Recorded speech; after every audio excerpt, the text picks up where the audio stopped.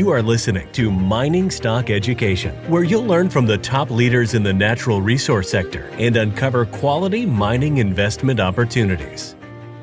As it turned out, the last hole produced, nearly 100 meters of, 0.94 copper, 0.84 gold, in that realm. And so it sort of got us quite excited. It was on a project that had never been drilled before. That's a significant width, and that's a significant gold grade. That's a little something special. So, obviously we're excited to follow up, to add some dimension to this discovery, and we're currently doing that right now. We have a drill turning at the Margarita project. Thanks for tuning in to Mining Stock Education. I'm your host, Bill Powers, and in today's show, we're going to be getting an update from our sponsor, Torq Resources, who is currently engaged in a follow-up drill program on a discovery hole at their Margarita IOCG project in Chile.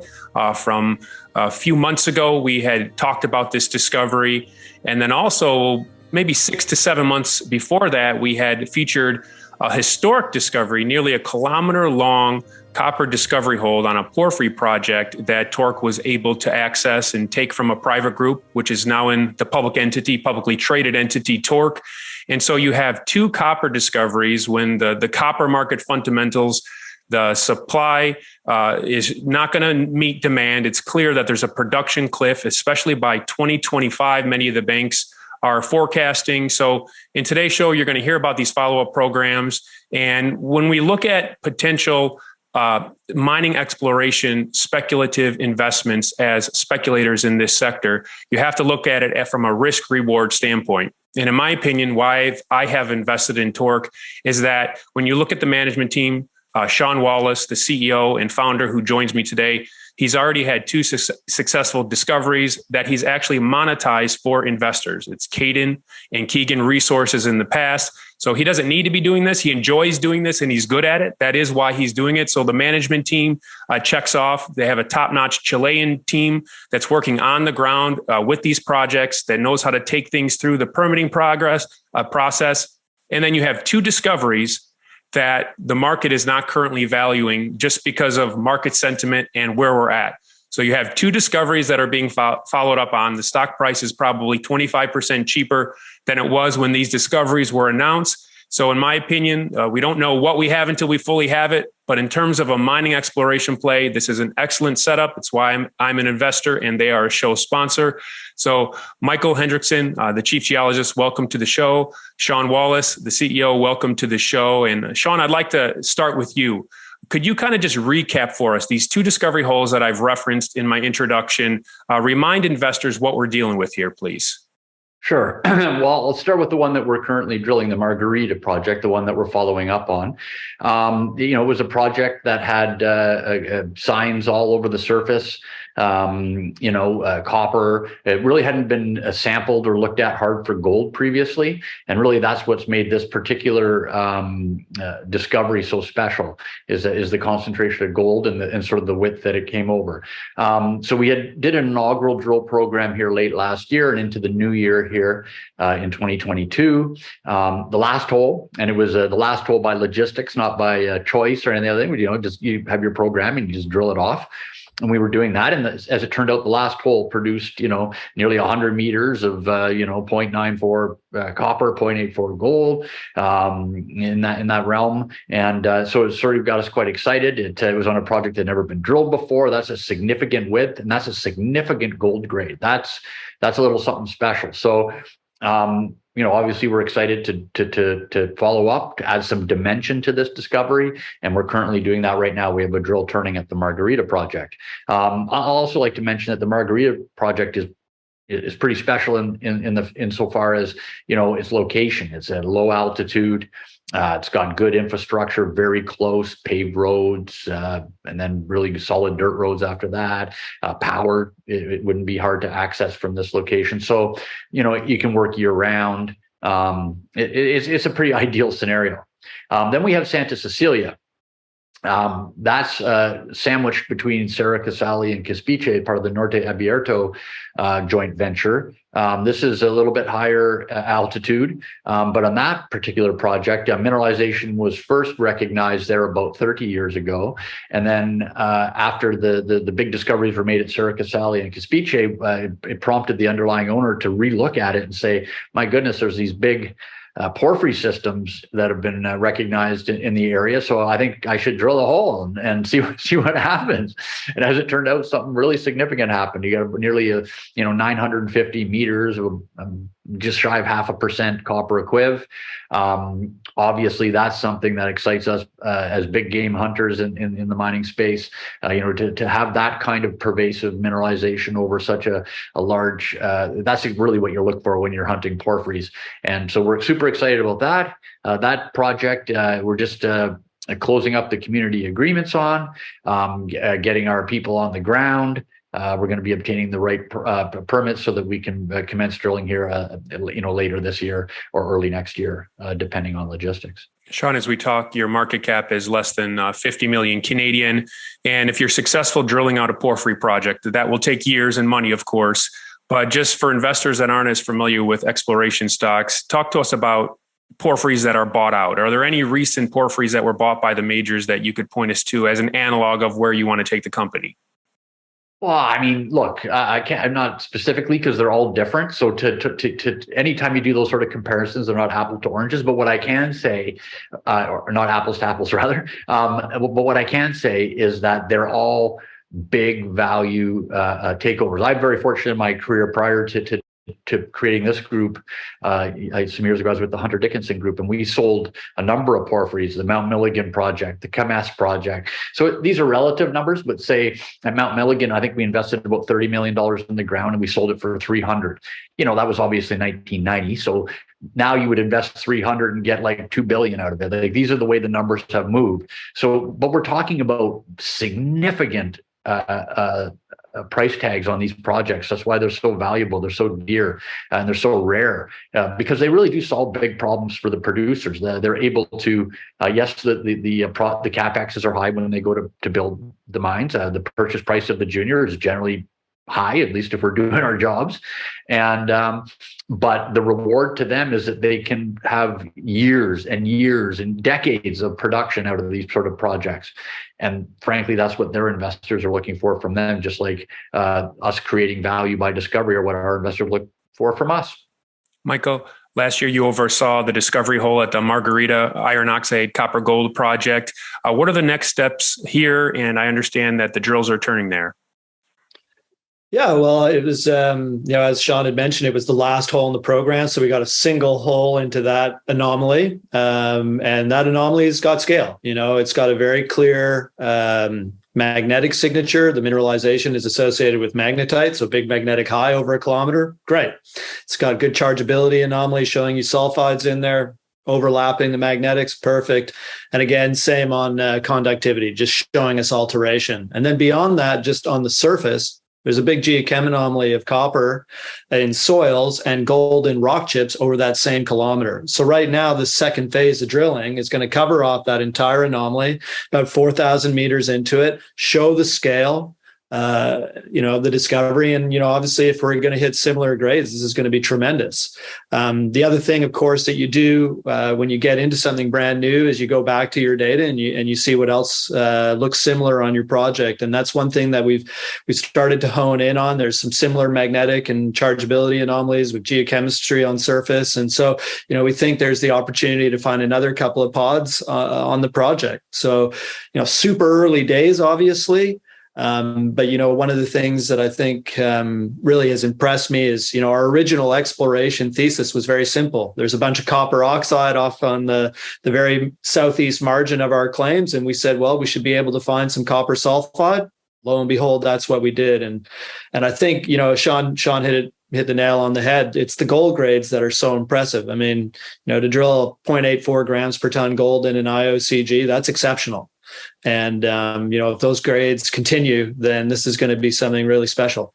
What's the seasonality of this project? When can you drill it? 12 months a year. We're good to go. We're down low in the Coastal Cordillera, 65 kilometers north of Copiapó, sandwiched between the producers Candelaria and Mantoverde. So from a logistics standpoint, this is as easy as it gets. I mean, you just drive down the highway, get on a good dirt track road for a few kilometers, and you're there, right? So it's super easy for us to work on. And then in terms of following up on the Santa Cecilia historic discovery hole, what is the game plan here? Yeah, so I mean, obviously we've got several discoveries that had been made, from 1988 to 1990 in terms of oxide gold and high grade gold veins. And then, as Shawn had mentioned, the underlying owner of the property decided, time to look for a porphyry once Cerro Casale and Caspiche had been found. So we need to do some geologic work to make sure that we're going to get the drill bit in the right spot. What I can tell you is, certainly from our review of the core, there was some Anglo core available to us, as there was also the historical drilling from the deeper porphyry swing. We've looked at that and we're getting very clear vectors in terms of which way to go. And so that is really encouraging right from the outset. We don't believe at this stage, I'm going to talk, with quite a bit of positivity here, but we don't believe at this stage that porphyry intercept represents the main porphyry phase. And so we've got our job to go look for that. And, it's super encouraging to feel like that wasn't the main phase of mineralization with the porphyry that we've seen thus far. So it's going to be good to get boots on the ground and advance our understanding properly. Michael, you work out of Canada, but you have a boots on the ground team down there. Can you share a little bit about your Chilean team and how they work these projects through the permitting process and such? Yeah, I mean, the team in Chile is second to none to me. Probably the best group I've worked with in my career. Right from taking care of permitting. I mean, these are guys who have actually permitted mines in Chile in the past. All exploration permits are obtained in the timeframes that the Chilean authorities tell you it's going to happen in, and we're just very fortunate to be working with the Chilean group that's got that much experience to just get us through the process. They know who to talk to. They know what the authorities are looking for. And so we've just had a very smooth run through with the authorities today. And I expect that to continue, quite honestly. Have you been getting calls from any of the major producers there in the region or any CAs signed? Yeah, I mean, certainly there's quite a bit of interest around both of the projects. I mean, when you make a brand new discovery, phone calls come in. There's no doubt about that. And, I think everybody wants to see what that becomes. And that's what this second drill program is all about. And then, clearly something with the size potential of Santa Cecilia, with a project that's basically been known about for 30 plus years, 35 years as a project of incredible merit, sort of sat there. And all of a sudden it's back to market. So yeah, we've had quite a bit of interest on that as well. And what about the assay lab turnarounds? When should investors expect the results out of Margarita?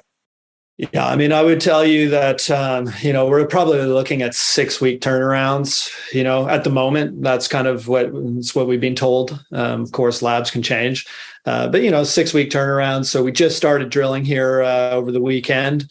We're going to get a few holes out there at the same time into the lab. So, I would suggest that, mid-September-ish, we should be looking at the very first result, hopefully coming in. Okay. Shawn, could you review with us your treasury and where the company is at in terms of financing, please? Sure. We have the Margarita drill program is fully funded. And we've just completed a debt facility with one of our big backers. We chose to do it that way so that we could minimize dilution. We've curtailed our spending. We're not going as aggressively as we would have had we were able to obtain financing in a less dilutive environment. We are going to have to go seek additional capital here before the end of the year. But we don't have a gun to our head for it, and we don't have to make any desperate moves as a result of having this firm backing that we do. And those people will be there for us, irrespective of what sort of goes on in the rest of the world that seems to make very little sense at this time. We do have a huge interest, as you asked Mike about corporate interest. What you are seeing as a lack of interest, let's say in the junior stock market in general, which is underwhelming, the story, if you will. We have been a little bit overwhelmed by the amount of corporate interest in the project. It's not that, obviously the story's not in play. There's no transaction to be done here in terms of a JV or a takeover. Obviously, you don't acquire assets so your stock can fall down 25% and get bought out. But that interest could turn into all sorts of different arrangements between us and those sort of companies. And we're exploring all those avenues. We want to make sure that, the true value of what we're doing here, the discoveries, these are so rare and they're so precious that we're really managing the way that we're going to make certain that is expressed in value for our shareholders and all the stakeholders, frankly, of the company, the local communities, our shareholders, governments, et cetera. We have to take all that into consideration, and we do. And Shawn, with these multiple projects and with Margarita being drillable year round, should investors that are interested, is it reasonable for them to expect news flow year round in the years to come with Torq? Yeah, I would absolutely suspect so. I mean, you got to let us get going on Santa Cecilia. That's the kind of project, even when it pauses for the winter, for weather, which you inevitably would take a pause at some point or another. But, in the times where you're not, just to be efficient with your capital and make certain that as much of that capital makes it into the ground. In other words, creating data which can create value is the only thing that does. You have to go hard because all your other costs are the same, irrespective of whether you're working or not, right? So you have to keep working once you get going. So we're going to measure that very carefully. Obviously, you don't want to also get yourself into a scenario where you're spending more than the market, again, into senseless dilution, which takes away from the value proposition. So, it's right now, there's not a clear path to a lot of these things because things are so irrational. But we are constantly thinking and rethinking how we do this. And we're going to make sure that we get as much value from these projects into this expressed in the market cap of this company as we possibly can. That's our job. All right. To learn more, go to the company's website, TorqResources.com. Ticker symbol in Canada is very simple, TORQ. And in the States, you can find it under the ticker TRB as in boy, MF. Gentlemen, thank you for coming on the show and providing this update. Thanks, Bill. Thank you.